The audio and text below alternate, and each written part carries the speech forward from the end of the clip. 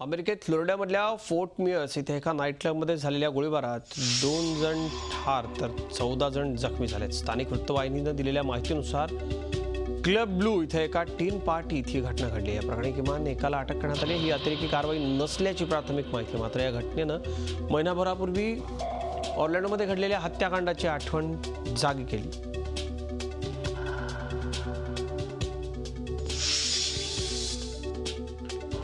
जर्मनीच्या बावेरियन प्रांतात आन्सबॅच रविवारी झालेल्या स्फोटानं हादरले। एका 27 वर्षांच्या सिरियन शरणार्थीनं क्लब ब्लू इथं आत्मघातकी हल्ला केला। यात किमान 12 जण जखमी झालेत। यातल्या तिघांची प्रकृती चिंताजनक आहे। हल्ल्याचा एखाद्या अतिरेकी संघटनेशी संबंध आहे का याबाबत आता तपास पोलीस करतात।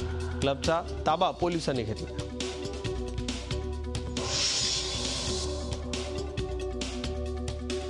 दुसरीकडे शुक्रवारी झालेल्या गोळीबारानंतर म्युनिकमधला ऑलिम्पिया शॉपिंग मॉल पुन्हा एकदा खुलं झालं। मॉलमध्ये पहिल्या दिवशी ग्राहकांची तुरळक गर्दी पाहायला मिळाली। अवघ्या 3 दिवसांपूर्वी 27 जणांचा बळी घेणारी भयानक घटना इथे घडून गेलेली असल्यानं ग्राहकांचे पाय मॉलकडे वळत नाहीयेत।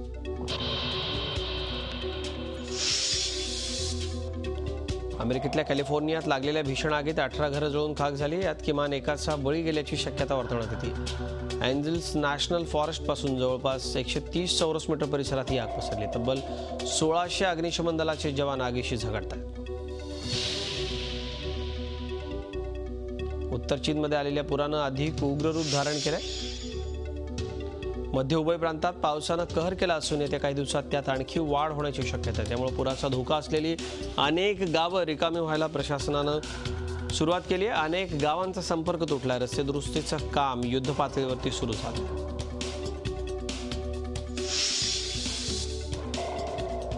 थायलंडमधल्या लष्करी सरकारविरोधात तिथल्या विद्यार्थ्यांनी दंड थोपटले। 7 ऑगस्टच्या सार्वमतात जनतेनं घटनेचा मसुदा फेटाळल्यास जुंता सरकारनं पायउतार व्हावा असं विद्यार्थी आंदोलकांनी बजावलंय।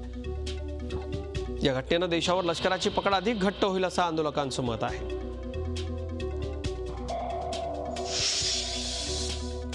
मानवासारखेच दिसणारे यंत्रमानव आता लवकरच प्रत्यक्षात दिसणार आहेत। तैवानची कंपनी फॉक्सकॉननं पेपर हा यंत्रमानव बनवला। जपान व्यतिरिक्त तैवानमधूनच पहिल्या 100 यंत्रमानवांची ऑर्डर फॉक्सकॉनला मिळाली। बँका आणि केरेफोर SA या शॉप्समध्ये पेपरची सेवा मिळणार आहे। मात्र तैवानमध्ये यंत्रमानव सुरुवातीला केवळ भाड्यानं दिले जाणार आहेत। एका पेपरचं मासिक भाडं तब्बल 836.67 अमेरिकन डॉलर असेल।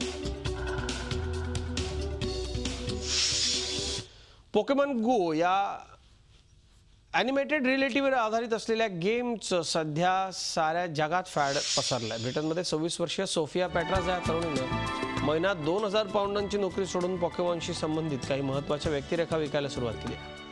50 पाऊंडांपासून सुरू होणाऱ्या व्यक्तिरेखेची किंमत जास्तीत जास्त 7300 पाऊंडांपर्यंत असते। सध्या पोकेमॉन गो या खेळामध्ये अनेक प्रकारच्या व्यक्तिरेखा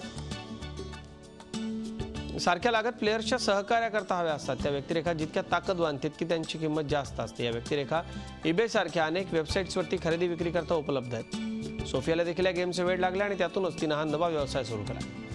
पोकेमॉन गो खेळताना या व्यक्तिरेखा रस्त्यात शोधत फिरावं लागतं। अशा काही व्यक्तिरेखा ज्यांना मिळतात ते लोक त्या एकतर विकू शकतात किंवा स्वतः जिंकण्याकरता त्याची मदत घेऊ शकतात। सोफियानं अशा प्रकारे हा नवा व्यवसाय सुरू केला आणि त्याला चांगला प्रतिसादही मिळतो। झी 24 तास रहा एक पाऊल पुढे।